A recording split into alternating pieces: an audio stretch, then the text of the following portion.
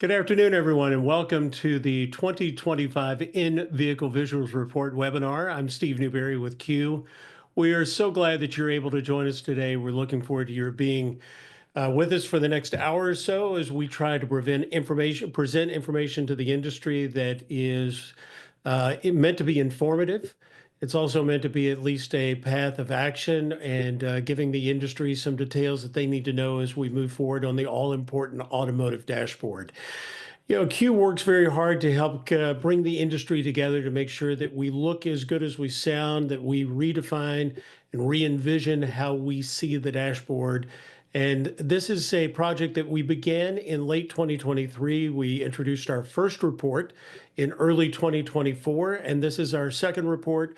So this year is particularly interesting because we're able to see trends. We're able to now see things that are moving in a particular direction.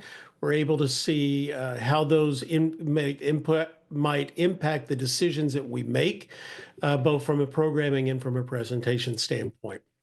We're going to go into the report today. I want to thank our participants that are with us. We want to thank very much those that are joining, both if you're looking at the webinar in real time or if you're catching this on a later view from it. And at any point in time, if we can assist you, always happy to do so. I'm very pleased to be joined today by a group of experts that we'll be introducing to you in a few moments. So that being the case, let's begin this year's report and we'll jump into the 2024 information gathered in 2024 and the 2025 in-vehicle visuals report. So this report places 100 models. I want to clarify how we define these 100 best-selling models in 2024 defined by good car, bad car. It's the same source we used last year. We made sure that we stay consistent with our methodology so that those trend lines were things that we could look for and that we could use. But they are models. And I should point out to you that this is not weighted information. So the 100th selling model has the same weight in this report as the number one selling model. This is not based on the number of cars sold in any type of weighting. We just want to look at those 100 best-selling vehicles. We have updated the scorecard. It includes dashboard features. We'll be reviewing that with you. We have strategies that we want to offer to help AM/FM stay competitive where it matters most. And it's pretty obvious from the research, radio is getting harder to find. The solution to that, we all know, is great content. And so this is not a dark cloud report for the radio industry. We think there are a lot of very positive signs in this and exciting signs. But there's also the reality that radio is not the sole, as many use the phrase in the industry, it's not simply 5 buttons and 2 knobs anymore. The entertainment system in today's vehicles makes it much more competitive playground for the radio industry, and we want to provide this report, number one, so that we know what our status is, but number two, we have the tools and the information so that radio can become and maintain its strength in the dashboard. I will also point out that this report is available free to the entire industry, not just to the Q clients. So we welcome you. If you're joining us today, we're glad that you are with us and feel free to look at the report. It's intended to be a one-stop where people can go if they have a question about a particular vehicle or a particular model, how it is equipped. It's one stop that you'll be able to do that. Now, it's a daunting task. And when we started doing this last year, we recognized that there are thousands of models and millions of vehicles on the road that predate our first report last year. We just started this year by saying, let's look at the 100 last year, and we're going to continue to do that. We send our researchers out into the field. I'll introduce you to the lead of the project now, Joe Marshall, who is my colleague, handles technical success for the Q team. This falls under his responsibility each year. Joe and a young man by the name of Jackson Houchins, who is a college student that has been terrific in his role as our researcher. Joe, you guys actually go out to the vehicles. You don't phone this in. You don't just get online and do some Googling and some AI work. You actually go to work and sit in each one of these vehicles. Talk about the questionnaire, just kind of generally what you and Jackson are looking to do in each of these vehicles.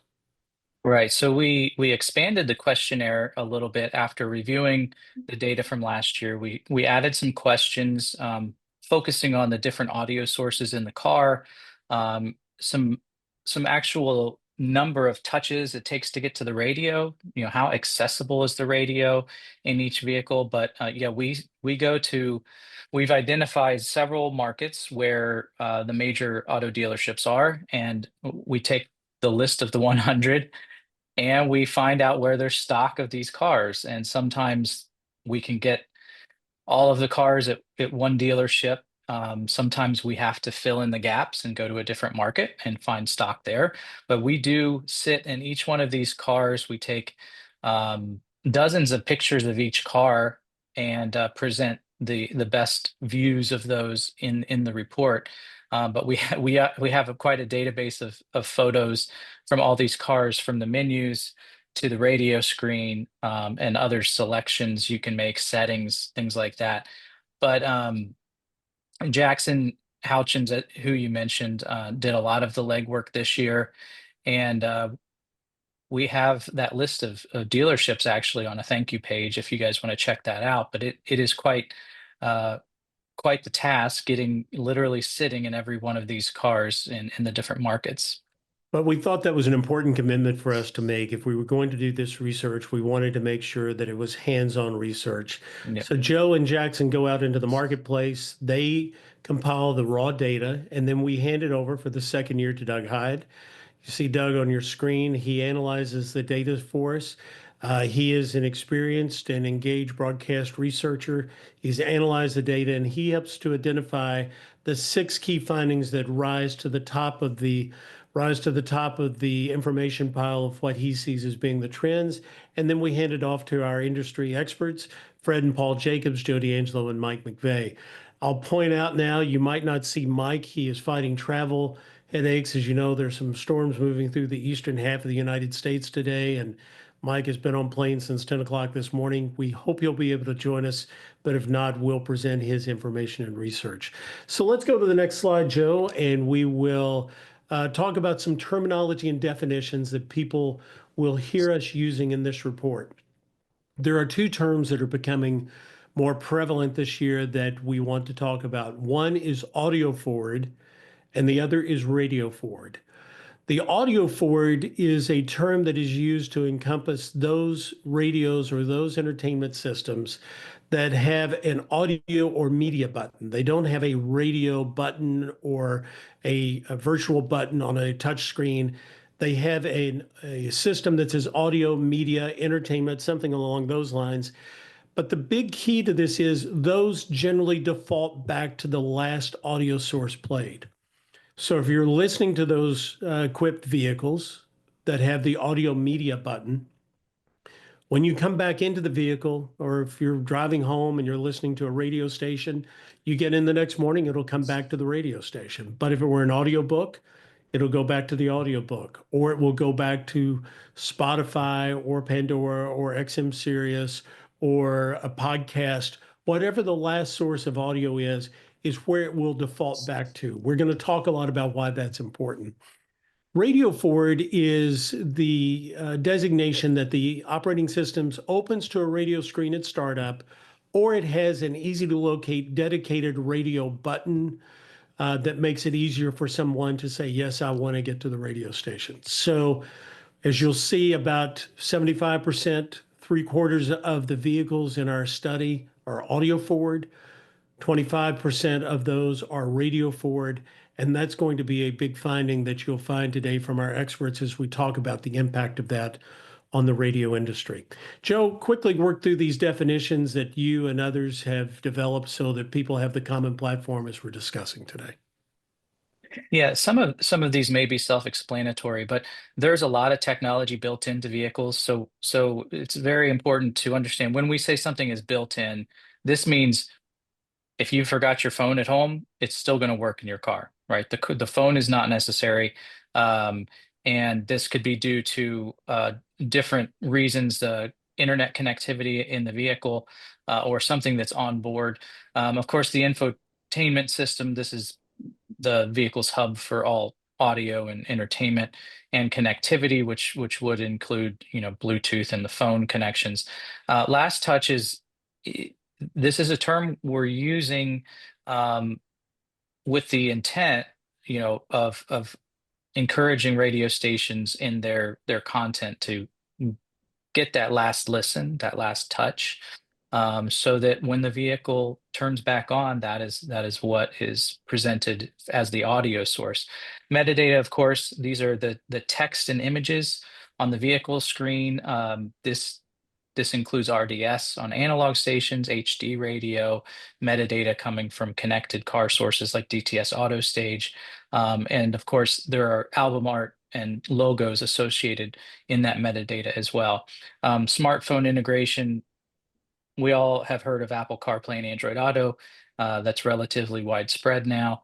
And streaming apps are part of the built-in that we talked about. This is where the car itself, no phone connectivity required, has these apps that are built in, and you actually would log in to your Spotify or Amazon Music or TuneIn accounts to listen to these in some cases. All right, we'll continue through the report and let's look at the scoreboard and findings, and we will talk about the impact of each of these. This again is comparing our results from last year to the results that we have seen in the survey conducted for 2025. And again, these are percentage of models, not percentages of vehicles sold. FM radio continues to be ubiquitous. That's something that we're all very happy about. AM radio, 98%, 2% of the vehicles or two models did not have the AM radio included. HD radio, 70% last year, 67% this year. I really consider that to be an equal play because there were three vehicles that fell out of the 100 best-selling vehicles last year that were equipped. Included in that is the Cadillac Escalade, the Corvette. They had HD radio equipped. They still have HD radio equipped, but they just are not among the 100 best-selling vehicles this year. And the Honda Passport was the Okay. third, and because these are percentage of models, every model is a 1% on this list. Sirius XM, you see that last year, 92% of the vehicles that were on the 100 list had a Sirius XM, 94% this year. Certainly, we all acknowledge that's a subscription play, but the vehicle is equipped with that as their business model appears to be changing. Android Auto, 98%, Apple CarPlay, 98%. So Android Auto, Apple CarPlay, AM radio, and FM radio are really at parity when it comes to how the vehicles are equipped. This is the first point of significant change that we wanted to point out. Almost 100% increase in the number of vehicles that were offering built-in streaming apps. We will talk about how that is particularly a trend that we're seeing with the domestic side of vehicle production, not as much international. Text display for radio. This is great for radio as we move into providing real visual context for our listeners and our viewers of our screens.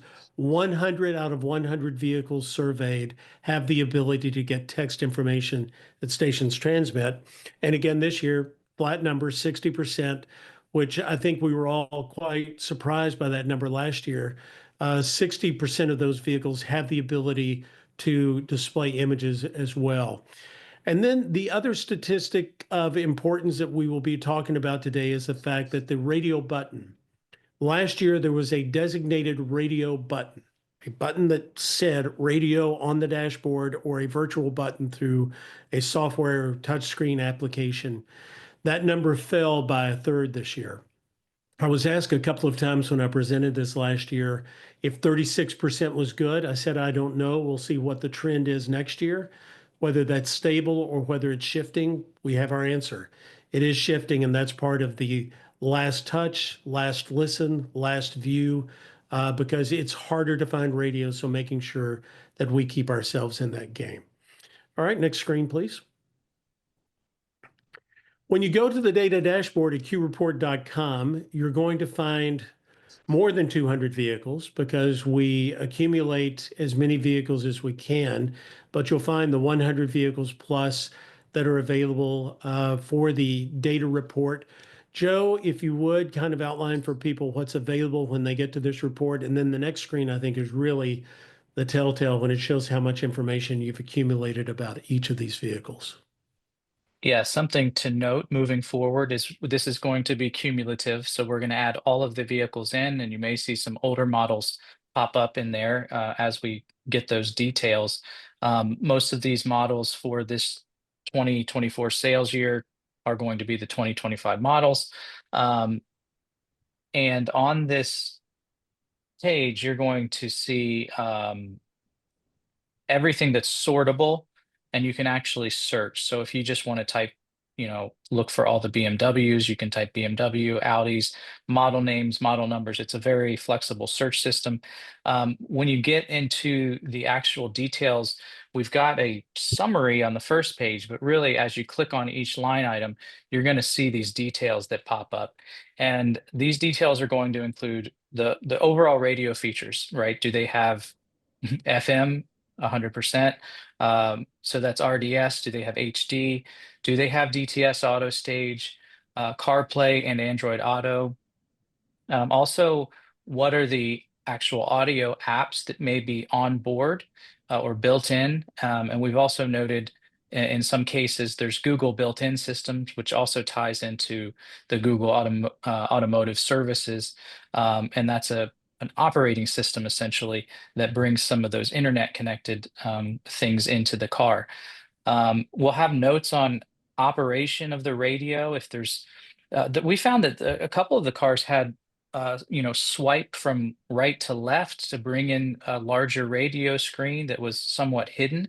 There's some interesting gestures that are on some of these radios now, as it's becoming more and more like a phone screen, and that's intuitive in some cases, but we've made note of that where it took us a little while to find those.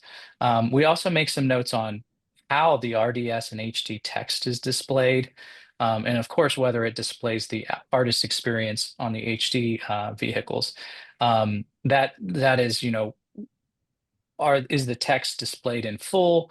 Maybe the text is truncated in some cases. And of course, we talked about how easy is it to get to the radio. This detail will give you a good idea of the radio's presence in each vehicle, and you'll see the accompanying pictures where there's RDS examples, and then we turn the HD on in those equipped vehicles so that we can get a HD example, and that will tell you what your station, should essentially look like on these vehicles. So we want there to be not just basic information, but detail, a plethora of information and photos so that if your client asks a question, or if your listeners ask a question, or if you have a question at the station, you have a resource where you can go and provide help. So let's get to the 6 key findings. We're going to go through these briefly, and then we'll go in more detail. Most new vehicles default to the last audio source played. We talked about that a few moments ago, and we'll go into more detail. AM/FM radio is still ubiquitous, but it is harder to find. It's harder to use in vehicles. The digital dashboard is packed with more audio choices. Detroit is doubling down on built-in streaming apps is point number 4. 2 out of 3 new models are HD equipped, still a very good indicator for the radio industry. And number 6, all new models and vehicles can display text, more than half can show images. That was one of our key findings last year. It's not as high a finding last year because it's a repeat, but the good news is that's solid, that's stable, and we stayed at 100%. So that's really good information for the radio industry. Key finding number 1, as we go into a little deeper dive, 74% of the new models surveyed are audio forward. Using the definition we had earlier, the digital dashboard is reshaping how drivers and passengers experience audio. If listeners select AM/FM, the system returns to it until they choose to do something else. But in an audio forward vehicle, AM/FM radio must earn its last place on the screen. Joe Marshall, my colleague, has used the example that dashboards in cars are becoming very similar to your telephone. So just as many icons and just as many choices as you have on your phone screen, you can expect to see more and more of that. And that's why it's important for radio to be earning its way to the last touch via content. We think we need to look good, we need to sound good, but the engaged programming is a big part of what this report indicates for us as an opportunity. And Fred, Paul, Joe, and Mike McVay's findings will all discuss that in a bit. AM/FM radio is still ubiquitous is finding number 2, but it is harder to find in vehicles. Our dedicated radio buttons are going away. They decreased by a third this year. Only 26% of the models are radio forward now. That's down from 36% last year. 100% of those models still have FM radio and 90% have AM, but the modern infotainment systems have buried AM radio in menus, making it harder to find and select quickly. And that's why that last listen, if someone gets in the next morning, even if they want to go to radio, it's not as easy as just pressing that simple button. So that is the environment in which we're playing, and radio operators need to be aware of that. Radio in vehicles used to be effortless. We remember the good old days, and we'll sound like the dinosaur by making that statement, but it is a different world today. Radio in vehicles used to be effortless. Radio listeners now have to work to find their radio station. The good news is about that opportunity that once they're loyal to that position, you earn your place to the last touch, the last listen. So you don't have to restart every day once you build that listenership relationship. The key finding number 3, the digital dashboard is packed with more audio choices. 94% of the new models have Sirius XM. 98% of the new models surveyed have Android Auto, and 16% have the Google built-in. It's up from 92% last year. So Sirius XM is working to do this, and we know that they continue to have deeper penetration. Today's infotainment systems have built-in technology, as we've talked about. But there is a silver lining to this, and I want to make sure that we mention this, and we want to thank Edison for this, because really, when it comes down to it, we need to recognize two things. There's share of listening, and then there's share of listening among available ad consumption methods in the vehicle. So within the audio sources available for advertising, radio commands an 86% share of the listenership among those sources that provide advertising vehicles. So you hear a lot about podcasts, you hear a lot about what other platforms might be doing. 86% of the listening to ad-supported platforms is to radio. And that is something that is a strong, strong positive for radio. And we wanted to mention that here. But we need to recognize that even with that dominance in that particular sector, the platform is becoming more crowded, and radio has to maintain those sharp elbows and that great programming and engagement to keep its place at the table as it has earned so much over the years. Key finding number 4, Detroit is doubling down on built-in streaming apps. And there's a question, I had an inquiry from a good friend that asked me about the delineation, because you see here we say 37% of models surveyed have built-in streaming apps. But if you glance over in the text, it says 57% of domestic vehicles. And this is where the strategies that we've seen more from the traditional Detroit automakers is using more streaming apps. Last year, those Detroit automakers had 25% of their vehicles that were equipped with streaming apps. This year, 57% of domestic vehicles have built-in streaming apps, and that certainly has an impact on the 37% overall. So we're seeing that as a real trend from the domestic auto industry. AM/FM radio is competing to stand out. Localism is our ace in the hole for the radio industry. That is what gives us so much of a competitive edge. So promoting news, emergency alerts, real-time updates is what is needed to highlight what sets radio apart from streaming and other competitive audio sources in the vehicles. Key finding number 5. 2 out of 3 new vehicles are HD equipped. That's 67%. It's widely available. It gives stations a competitive advantage. Joe D'Angelo, longtime colleague at Xperi, is with us today, and this is no news to him. But in addition to HD radio, we're seeing the development and the evolution of DTS AutoStage that is now becoming more and more available on vehicles. Those two technologies are creating improved visibility, giving stations the opportunity to grow revenue and meet changing audience and automaker expectations. So, we think it is important for us to outline the challenges, but we think it is equally important for us to outline the opportunities to meet and exceed those challenges. And what is happening with the strength of HD radio and the evolution and deployment of DTS AutoStage are two things that really create opportunity for the radio industry. And finally, key finding number 6, all new vehicles can display text. More than half can show the images. A repeat from findings last year. But we found, as we had talked to broadcasters in the industry, both of those numbers were much higher than the average practicing broadcaster expected them to be last year. We had heard 80% for a long time in terms of text, and 20% historically for visuals in vehicles.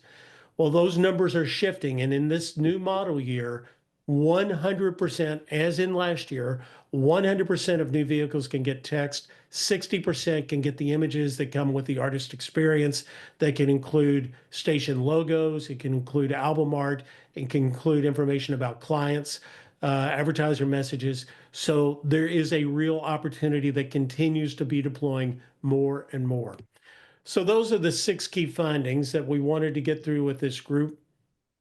Now the question is, if we've identified this data, if Doug has gone through with the data that Joe and Jackson mined for us, we want to turn and we want to say to our great friends, our colleagues, Fred, Paul, Joe, and Mike, what's radio's path? So with that, Fred Jacobs, the president of Jacobs Media, a longtime highly regarded broadcast consultant, broadcaster.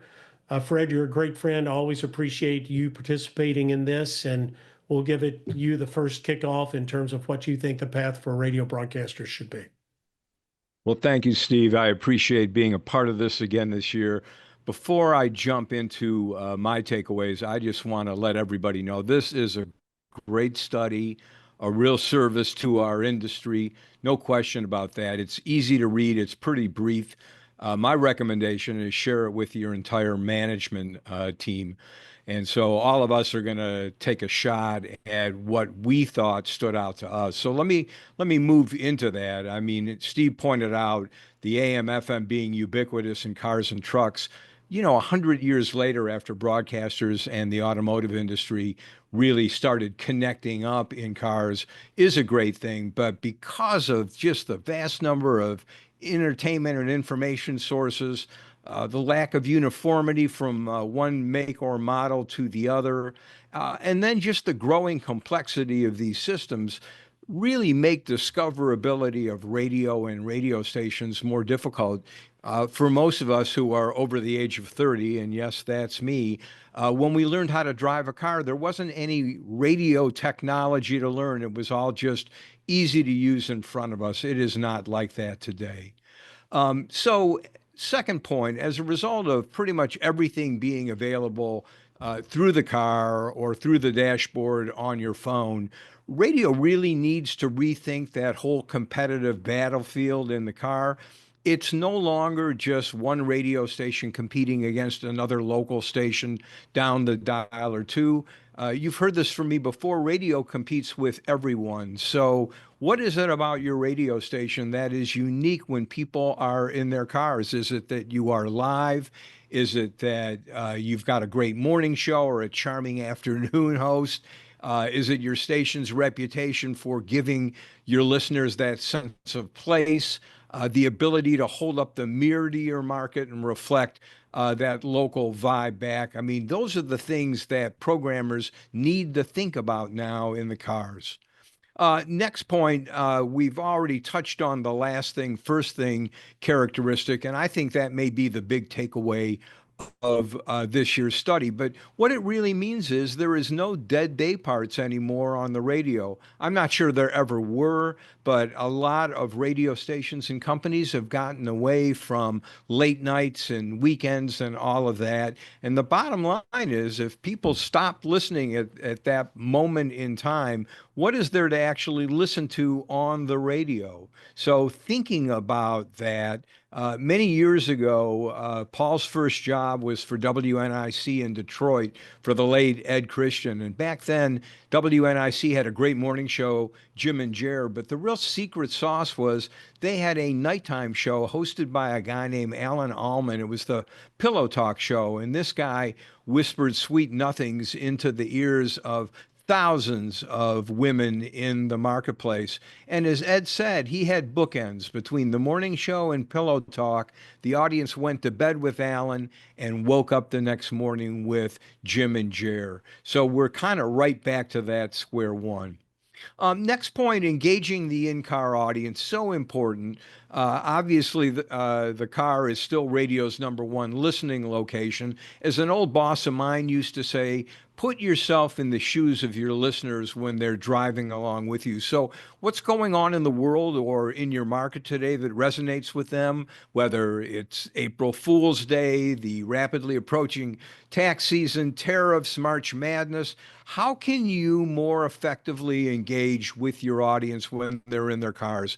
And I think it's true. There is no more intimate media relationship than a driver by him or herself in a vehicle tuned into a radio station with a personality on the air. And as we know, the car is still an escape for a lot of people, the one place they can still be alone with that voice on the radio. And then finally, owning your station's dashboard experience, actively programming it. One of the new findings in Jacobs Media's new Tech Survey 2025, which we are going to do a webinar on next week, is that we learned that a near majority of drivers and passengers are now paying attention, even close attention, to dashboard messaging. So by leaning into what you say and show on the dash, smart programmers now have a really unique way of connecting with their audience and advertisers. Joe, if you flip over to the next slide, just my pithy final quote here. Many years ago, the automaker Oldsmobile ran an ad campaign in the 80s to introduce their new models. And the line they used was, "This is not your father's Oldsmobile." It didn't work. They went out of business about 20 or so years later. But I thought about that when I started thinking about this study, because so many programmers are thinking about their radio stations and their content as if there are Oldsmobile radios in the dashboard. So the great opportunity here is that radio can become more vibrant, more compelling, more relevant in cars, even more than we were back in the day. And I'm excited because I think this is truly a moment for broadcast radio in cars. Fred, as always, thank Paul, you. I think. Yeah. Oh, thank you, Steve. No, you can certainly introduce that guy that's been next to you basically every day. And Paul is a great friend, and if you work with the Jacobs, you know how these two gentlemen come at the world from two different perspectives and come out with great solutions. So Fred, thank you. And Paul, I thought you had some really interesting insights on the sales and marketing side of what you saw in this year's results.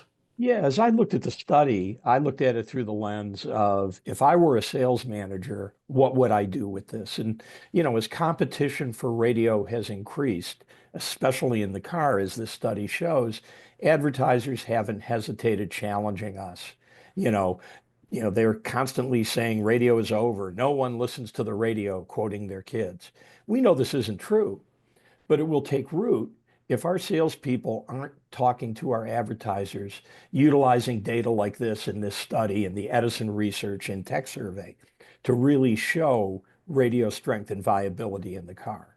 And that's why the number that jumped out to me in this study was the increase in built-in streaming apps from 20% to 37% year over year. Visually, this is potentially a reminder to clients riding in these new cars that radio has more competition. So we have got to strategically constantly push back and strut our stuff.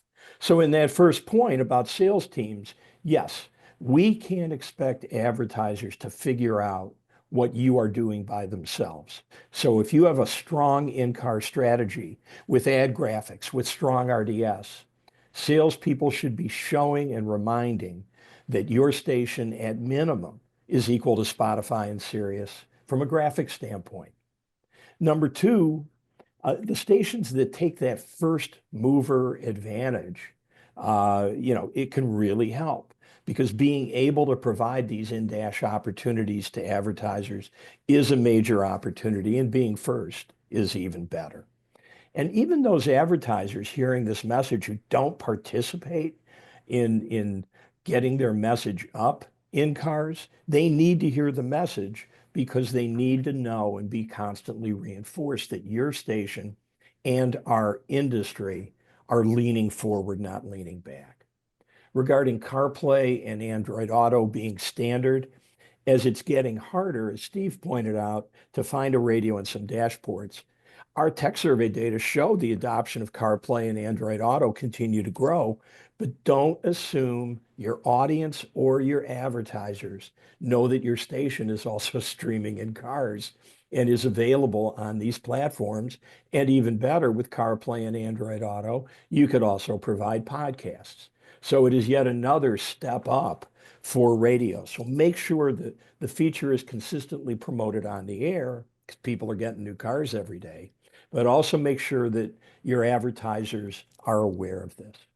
Steve mentioned local, and I can't mention it enough. Yeah, people are listening to Spotify, they're listening to Sirius XM and Amazon Music. We can't make that go away.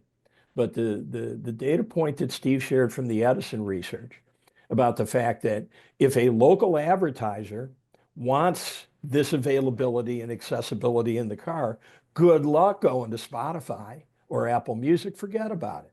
The only way in is the local radio station. So this is more than an image play for sales departments. It's the only play for local advertisers.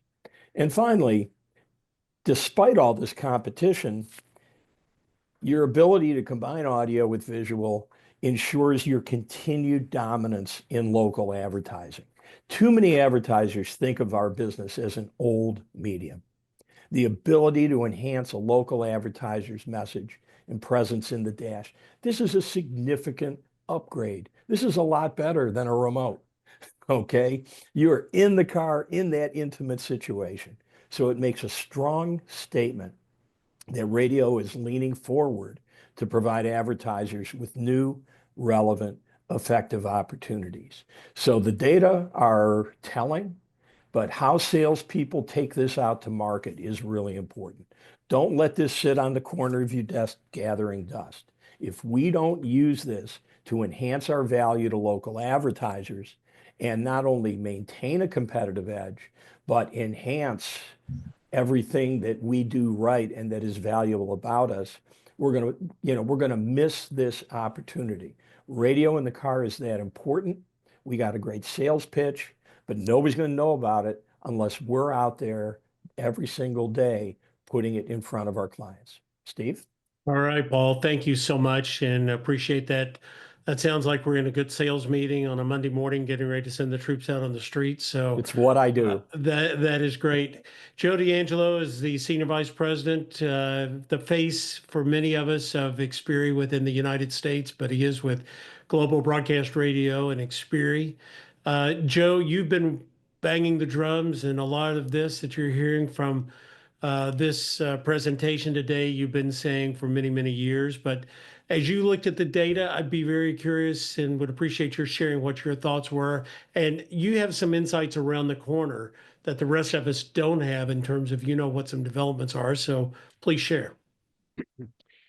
Thank you, Steve, and thanks for the opportunity to talk about this report. Great work by you, Joe, and the team. I think it's an invaluable resource, even within our company, for us to understand where our technology is and how it looks in a number of vehicles is challenging. There are about 480 different vehicle models for sale in the US.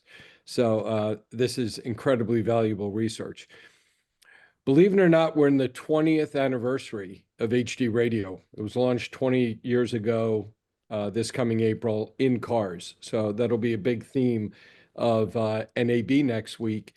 And I really thank God that the industry had the foresight and stamina to invest in HD radio. Because could you imagine if you were competing in these cars today with 2 knobs and a dial? The user experience that, you know, digital radio and the graphic capabilities of the car has afforded the industry is, I think, the foundation of what you're going to, of how you're going to be able to react and actually compete in this space. Last year, we sold, as I said, over 60% of all new cars. There were about 16 million cars sold in the US. So about 10 million cars were added to the fleet of HD radio equipped cars. And we're over 110 million cars right now. So as broadcasters, as you look at this report and you look at the capabilities that Q enables your station to deliver into these vehicles, you should be aware there's a heck of a large install base. This will impact your audience. This will drive their engagement with your station.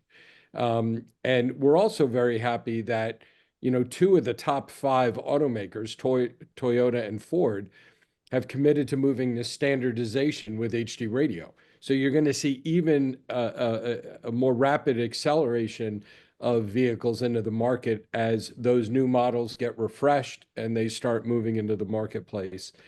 The challenges that are presented in this report, though, are not over. Connectivity in cars is adding a completely new dynamic to discovery, to engagement. And thankfully, and a bit selfishly, I'll promote our DTS AutoStage solution, which is fully integrated with the entire suite of Q's architecture. It allows broadcasters to not only maintain their competitive position in the dash, but I believe in many cases leapfrog technology that's already in there from other traditional DSPs. And one of the things that this industry is really going to have to embrace, and I have to thank Pierre Bouvard for helping to get the message out there, is the connectivity in these cars is allowing for a completely different level of understanding of how your audience is engaging with your station. Those metrics and analytics are available for free. I encourage everyone on this call to sign up with the AutoStage if you have not.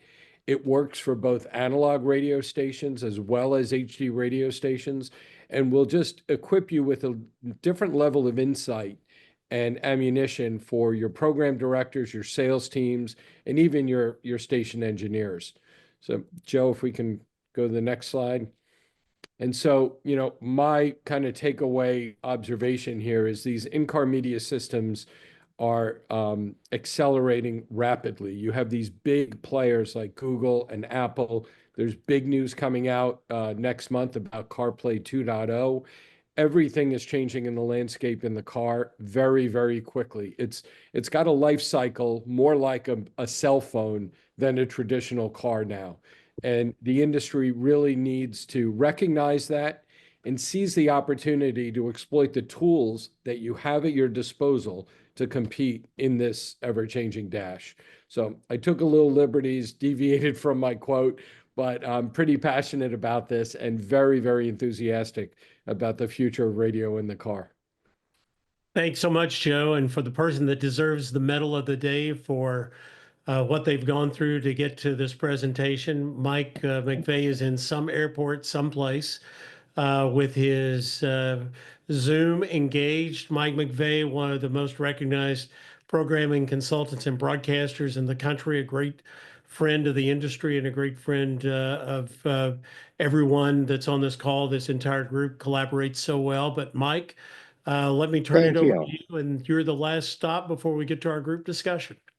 Yeah, thank you. And fitting that we're talking about in-car radio, because I'm actually in the back of an Uber leaving an airport. So you couldn't be more appropriate with this discussion. It's also difficult following these gentlemen because they've already talked about all the really smart stuff. A couple of things that I would like to share, though. You know, AM/FM radio has to go out of its way to make listening in mobile, when you're in the car, when you're out there, very important, because that's how people are using radio today. You know, we heard everybody talk a little bit ago about, you know, winning or earning the last listen, the last touch. You know, that used to be something that just happened naturally. We heard Fred Jacobs talk about Alan Allman in Detroit. You know, today, there are syndicated shows at night. There are some radio stations who have live shows at night, but there's also a lot of people who just have back-to-back music, a liner and a sweeper on music stations. A lot of that comes from somewhere along the way, sales saying all that mattered was Monday through Friday, 6A to 7P.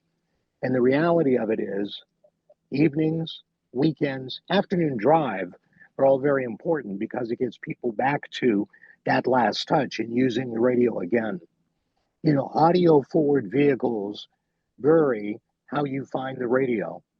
And so telling people where to find our stations, even if it's on social media and pushing it out there for different brands and different models, is important. Working with local car dealers to do likewise. Because I travel a lot of times I will rent a vehicle. And once they get done adjusting the mirrors and everything else, I spend a long time figuring out how to get to the radio. I also love the fact that with Q, it gives you an opportunity to add a sense to the one of sound, and that is sight. You know, advertisers and listeners expect more, and I think radio has to deliver a better listening experience and be more memorable in the things we do.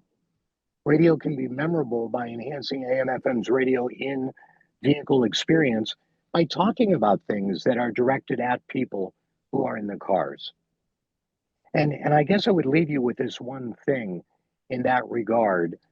You know, coming to what is so most important is acknowledging the radio remains strong, but our competition is so big today.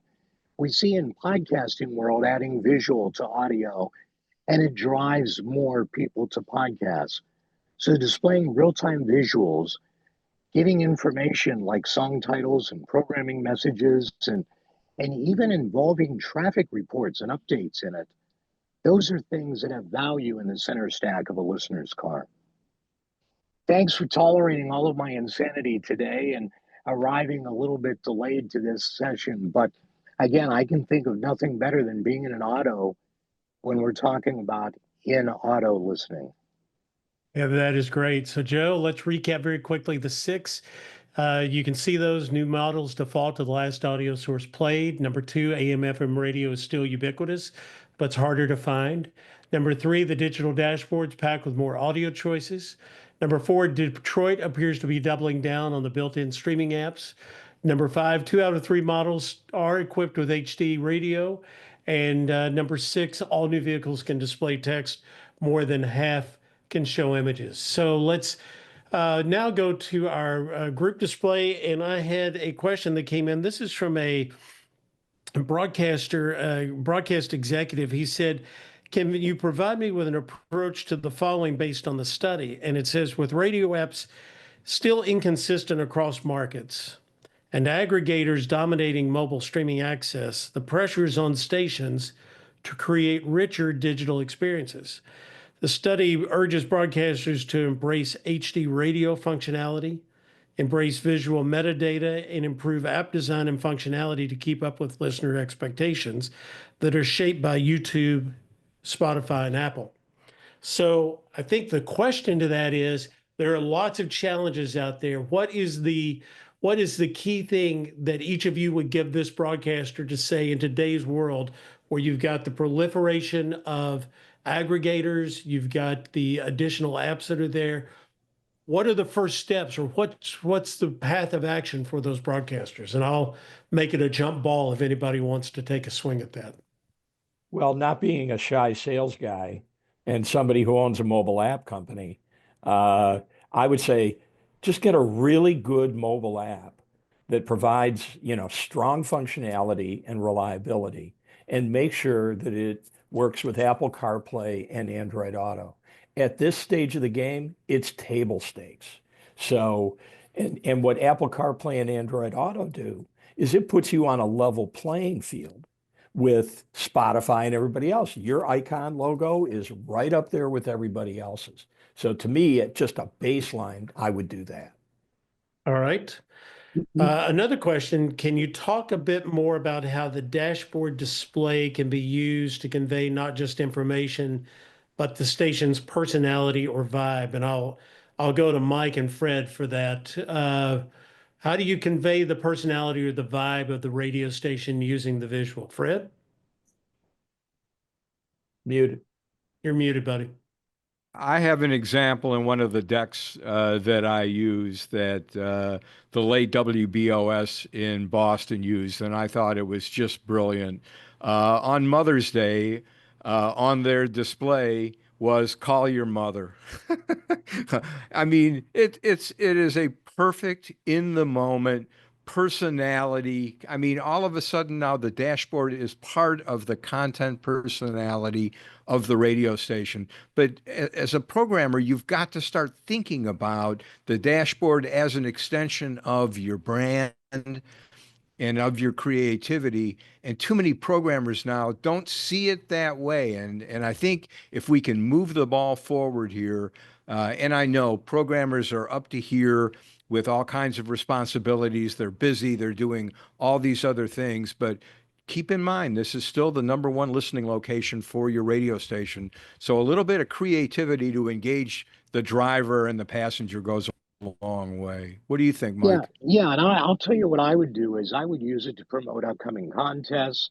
You can promote music that's upcoming. In sales side, you can do QR codes for coupons. I mean, everything you can do on a phone can be done in the automobile. And back to what you said and Paul said earlier in regard to, the app, particularly young people, if you're targeting folks under 30, they crawl in the car and activate their mobile device to hear the radio. I've done that. My 17-year-old granddaughter jumps in the car and takes over my radio. And it doesn't matter that it's the top 40 in our town. And I say to her, I could just push a button. She's very much like, no, I'm good. I can hear it on my device. And so I think we have to be very aware that that's how people are using radio today. Well, that leads to the next question, that is, how much of radio's challenge / opportunity with listenership in the car is technology driven and how much of it is programming driven? I think that's a really good question. So chicken or egg, is it technology creating challenges? Is it programming creating opportunities? Jump ball again, Fred, Paul, I'll go start there with the programmers, but then Joe and Paul, feel free to weigh in on that one as well. I think it's both. And I think, to get really cliche here, it is symbiotic. I'm not sure what the chicken egg of it is, but I think anytime there is a new piece of technology that becomes ubiquitous, and obviously the mobile phone is ubiquitous. I mean, if we're talking smart speakers, it's a little different. But when we're talking about a mobile phone, it's a great other palette that you can use to paint pictures in different ways. Joe, do you have a point? Yeah, I do. And mine's linked back to the first question. I strongly believe broadcasters have to do both. I mean, obviously, an app strategy is critical. You need to be there. But you can't forget your cost of content. You can't forget the paradox of choice in the app space. You have natural barriers to entry and natural choice restrictions in local broadcast. So, if you're going to do one or the other, focus on broadcast, making that as engaging as possible. If you're going to do both, I still think you push in a little more chips on the broadcast side than you do the app side for just economic reasons right now. And I think to that point, we've seen this age-old argument, do you go left or do you go right or do you go both? And I think that radio has to understand that both is the answer. You have to prioritize your resources, no question, but this is not an A or B choice anymore. We have to be where the listener wants us to be. And I always make the point when I'm talking to my consumers, the automotive industry is responding to what consumers want. And the best thing that the radio industry can do is give the consumer a product they want in the way they want it, is easily deliverable. And to Mike's point about his granddaughter, that's the vehicles that they use. But we have we have a legacy relationship with our communities and that local connected content. I still believe many times, even though it may be a different approach for younger listeners versus older listeners, I think that that local connection is one of the big advantages that we have. Go ahead, Joe. Sure. We have one more comment on the aggregator. There are a lot of aggregators. There are a lot of platforms that are going to be out there asking for you to add your content, your programming to their platform. So quite frankly, they can monetize your content. You want to be very judicious around the platforms that you participate in. You want to say no to ones that aren't delivering value to you. And going your own route in a local app strategy is perfectly acceptable alternative to being on an aggregator. Don't feel pressure that you have to be on every single aggregator platform out there or you won't be found. You can push your audience to your own app when they're not listening to you over the air. You're here. All right. Last question. What future trends or developments do you anticipate based on the findings? Let me just go around the table. Based on what you've seen, what you see in conversations you have with other broadcasters, do these findings create, okay, here is the opportunity now for radio really to embrace? And Joe D'Angelo, I think this falls probably most in your lap with some of the technologies Xperi is working on, but what would you say to a broadcaster in terms of opportunities presented? Yeah, I mean, I think I laid them out. There's lean into digital broadcasting, lean into RDS, get the most out of that technology that you can right now, but embrace the connected future. You know, make sure that you have a deliberate app strategy. Make sure you have a deliberate metadata strategy. You're on auto stage, because what you're going to see in at least the next generation of what we're delivering is where broadcast will be enhanced as a result of your app functionality and your app on-demand content. You're going to see those two worlds bridging, where the radio is going to become a discovery platform for your on-demand content, and your on-demand environment is going to help drive people to your broadcast signal. This will all become clear in probably the next 60 days about how this is going to happen. But radio is in a very good spot right now. I do want to kind of tease this. You're going to hear about new advances from big tech companies where all of a sudden radio is enabled like it's never been before. Okay, well, that's certainly a positive quote that we can take away from the webinar today. Fred, Paul, Mike, anybody want to add anything before we wrap up today? Well, I'll just say that, you know, as most of you know, we go to the Consumer Electronics Show every year. We always see Joe. And we see patterns over time. And I can tell you from this year, last year, changes in the car are not slowing down. They are accelerating, and almost exponentially. So when you see, for example, that stat that I leaned on, the 20 to 37%, that is significant acceleration for an industry that tends to move incrementally. So the industry and individual broadcasters adopting an in-car strategy, don't wait. It's going to get away from us if we aren't really focused on this.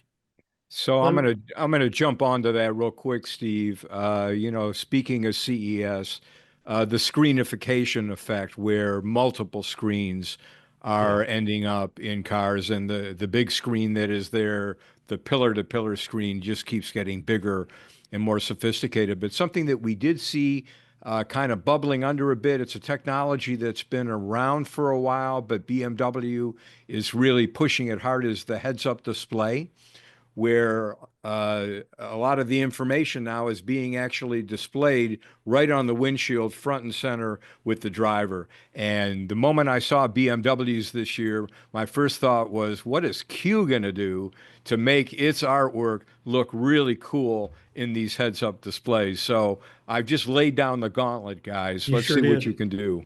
You sure did. Well, Mike, they have auto stage, so we're halfway there. There you go. Mike, anything you'd like to add? We're going to wrap up, and I know Yeah, you've been yeah, from your Uber center. exactly. I've got to pay the Uber driver in a second. The thing that I would say, Paul kind of touched on, and that is just that my experiences in radio, we move glacially, and we've been on the defense for a long time, and we need to be on the offense. We have a lot of people attacking us. What we've reviewed today are sources and resources that give us an opportunity to go on the offensive and attack others. And that's where I think radio needs to be. We need to stop thinking quarter to quarter and start thinking much longer. Everyone, thank you so much to everyone that participated today. I want to thank Chris Brunt with Jacobs for his help behind the scenes. Here are the takeaways. You can read what those are. They've been up on the screen. I want to go to the next one because it's even more important than I think. And I'm going to go to the next one because we got some folks that I want to make sure we really thank. Joe, these are the people behind the scenes. This report is available at qreport.com. It'll have all of the information that you've seen today. It is free, so please make sure. But Jackson Houchins, Joe Marshall, Susie Schultz, who did an unbelievable amount of work on this, Shane Madsen, and all of the Q team, I want to thank them as well. We believe in the future of radio. We're all excited about radio. So thank you for joining us today. Reach out to us with any questions that you have. Feel free to download the report, including the takeaways and recommendations. And to quote several from this call, let's lean into the opportunities for the radio industry and take advantage of where we are. Thank you, everyone, for joining us. And we look forward to seeing you in the future. And we'll see you for the 2026 report as well. Thanks.